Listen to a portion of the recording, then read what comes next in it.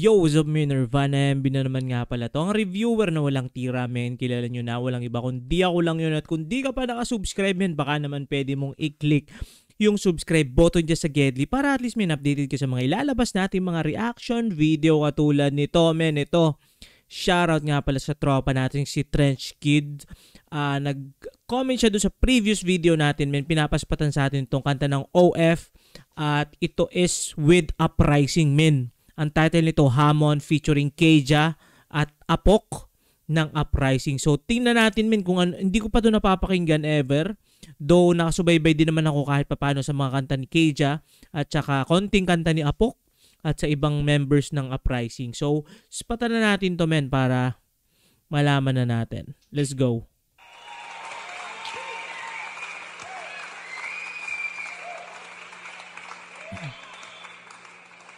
And now, ladies and gentlemen, the one and only...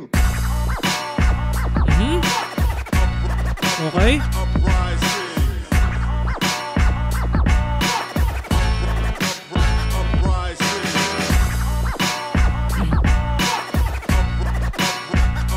Keja.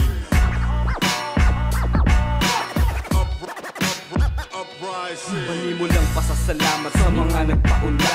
Nais lang magpasahan ng alam para maanla. Hindi na uso ang mambak ka na naman o maghanda ka na naman. Ang bagong para to ay para lang naman. Siguro teka, pero muna sandali kung di mo tema. Ang naririnig kung di mo trip, kung di pasok sa tenga, kung di patok sa masa, kung hindi pasok sa lasa. Letra lang. Sa ano kasi, men, sa pagkakaalala ko, usually yung mga kanta ni Keja, especially si Keja yung isa sa mga sinusubaybayan ko rin talaga eh. Pagdating sa Uprising. More on ano siya, para makabuluhan. Minsan may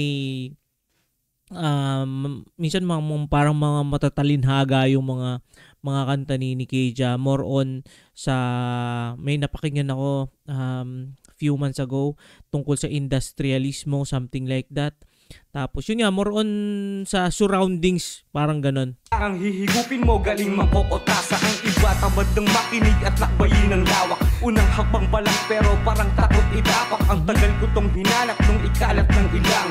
Di karapat dapat mga nagmukhang timang. Habang ang mga naging katunggali ko sa salamin laging bumabalik parit-parito. Halos pagpanik-panaog na ako sa mga mali ko. Sa huli, ang halik pa rin ng tama ang nandito.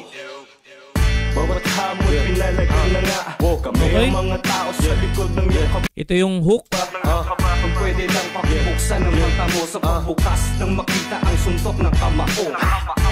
Yun ang suntok ng kamao kasi yung logo ng Uprising. Bawat hamon pinalagay na nga. Kami ang mga tao sa likod ng iyong kapatid.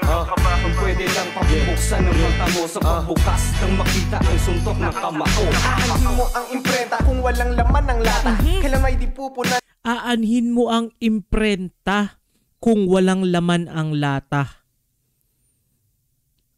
Boom! Men, sobrang simple ng ano, no?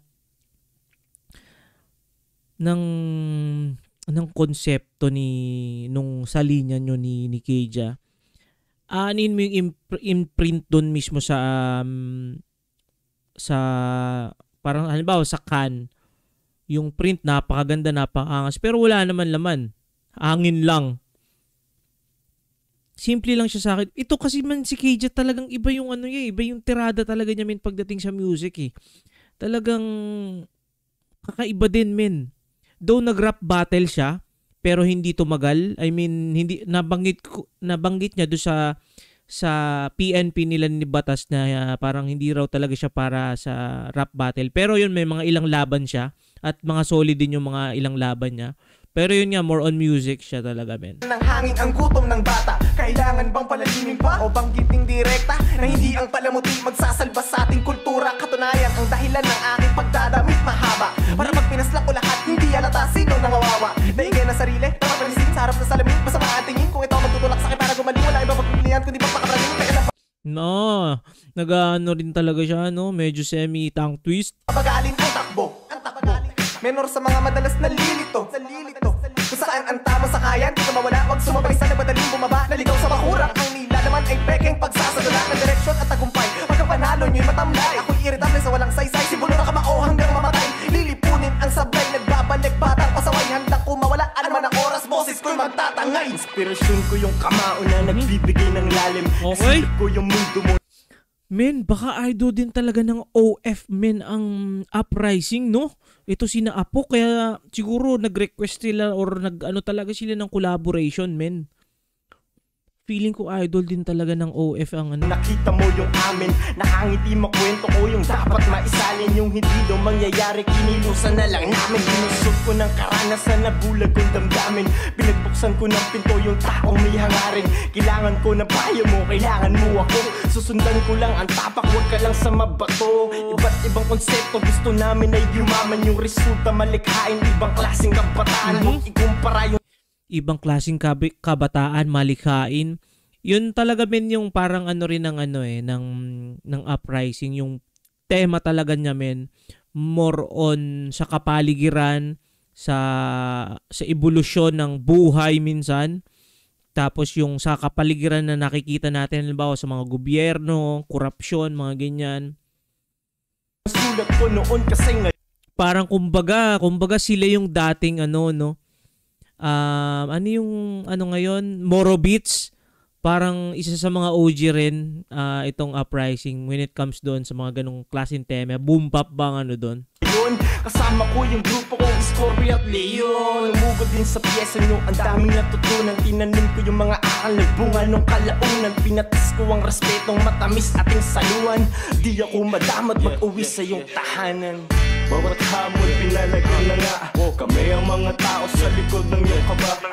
Kung pwede lang pakibuksan ng mga Apok na, sa apok. pagbukas nang makita ang suntok ng kamao. Bawat hamon pinalagyan na nga kami ang mga tao sa likod ng iyong kaba. Kung pwede lang pakibuksan ng mata mo sa pagbukas nang makita ang suntok ng kamao. Sa hip-hopan madaming hiwaan kaya makupat ng usa. Ba't talento ng mga makatang sukat sa bomba pat kontra. Makabago lamang makaluma sadyang makunat ang utak. Kalidad ang abilidad dapat nakasukat sa sulat. Pero masukal lang gubat, mga bitaw ay tipikal. Kaya naman walang pakiamasa kapag ikaw ay lirikal. Kaya marami nagkompromiso para Walang pake ang masa kapag ikaw ay lyrical. In a sense, men, yes. Malaking ano yon, malaking tama yon from APOC. Kasi usually, men, ang masa naman is most likely yung mga catchy, mga trendy, yung talaga nagtitrending, men, or kumakalat. Pero minsan yung mga malulupit na rapper na ang focus is yung parang lyricismo, minsan na overshadowed ng mga mainstream na mga kanta na more on. Katulad nito, men, di ko sure kung gaano yung sobrang impact nito nung nilabas. Kasi makikita mo sobrang ganda ng message, pero meron diyang mga kanta na, alam mo na, ganun talaga, men, ganun talaga ang buhay, ganun talaga rin minsan ang industry natin, men. Di natin masisisi yun. Kasi kasama talaga yun sa rap, men, eh. Kumbaga, let's say, Francis M., mga kababayan ko, pwede mo bang i-deny yung nagawa ni Andrew E. na mga Banyo Queen? Parang ganun, men. Talagang sobrang balance siya in a way din. Nasa sa atin na lang, katulad nito, men, na-appreciate ako, men, personally, since nakikinig ako kay Keija, na-appreciate ko yung mga ganitong kanta. Kumbaga, sabi nga ni Bugoy na Koy, men, hindi para sa lahat. Pero to, men, solid to sa akin. maging saglit. Binibenta kaluluwa para sa madaming hit sa net. Pati reklamo Binibenta ang kaluluwa para mabenta sa net, parang gano'n, no? Which is yun din minsan, men, ang ano, parang naging ano siya dati, eh. Parang hindi naman hidwaan, parang naging kasabihan din siya na parang merong beef between the underground rappers at saka yung mga mainstream, parang ganon. Hindi ko lang sure kung sino-sino yun, pero nangyayari yun, men, na parang kayo namang mga nandiyan sa mainstream, puro mga gento-gento lang, yung mga geng-geng lang yung pinag-upload nyo or pinag-gagawa nyo kanta. Nagtitrending kayo habang kami, sobrang lulupit ng lyricism namin, pero ito lang yung nakukuha namin views. Parang ganon, men. Pero, men, ganon talaga. Ang rap talaga is rap. Sobrang, ano yan, meron tayo dyan freedom of expression, dyan mo may express at valid points naman lahat, men. Lahat ng POV kailangan natin tingnan yun. ng mga veterano, nakakawalang bahala. Panay diktana na nakaraan talagang nakakasawa. Palibasa di makasabay sa dyan nakakaawa. Galaw pedophile kaya panay tira na lang sa mga bata. Ganyan sa larangan maraming maporma at pabida. Sangkaterba naghihilahan para patok lang sa takilya. Habang ako pinaghalo ko na ang koka at ang tinta. Mamumulat ang mga tao sa nilatag ko na mga linya. Walang duda ka. Koka, linya. Nilalatag yun tapos hinisinghot, no? Ayang magwagi ng walang duga. Lamang sa mura hayaang magmahal ng pusa. Tanging sarili lang ang nagtagal. Pinaghirapan ng gusto, di ko dinaan sa dasal. Mga bulong-bulungan para sa akin di na bago. Papunta na ako sa mas malaki na litrato. Ako na naglalagay pagkain sa aking plato. Rumispeto kung gano'n ang gusto na pagtrato. Daming tropang naging asin, sobrang bad shit. Papel sa akin, di na wag mo ko bigyan ng bad trip. Pinasa niyang kaalaman, sa amin di nang galing. Kung wala kami sa top 5 mo, ikaw ay sinungaling. Lakas ng amas, riding solo parang ayas. Si Jesus lang ang magaling, walang halong bias. Mga problema, hinarap sa wana kong tumakas. Mga taot lang siguro ang sariling res, yeah? Bawat hamon pinalagyan na nga. Kami ang mga tao sa likod ng iyong kaba. Kung pwede lang pakibuksan ng mata mo sa pagbukas nang makita ang suntok ng kamao. Bawat hamon pinalagyan na nga. Kami ang mga tao sa likod ng iyong kaba. Kung pwede lang pakibuksan ng mata mo sa pagbukas nang makita ang suntok ng kamao. Yeah. Men, napaka-solid yun na collaboration from OF featuring members of Uprising, Keja at Apok. At ito men, shoutout sa tropa natin si Trench Kids. At kung nakaabot ka men sa puntong ito na hindi pa nakasubscribe, baka naman pwede mong suportahan itong munting channel natin men. I-click mo na yung subscribe button dyan sa Gedli para at least updated ka sa mga ilalabas natin mga reaction video. Yun lang muna for this video. Ingat palagi. Good vibes. Subscribe. Space.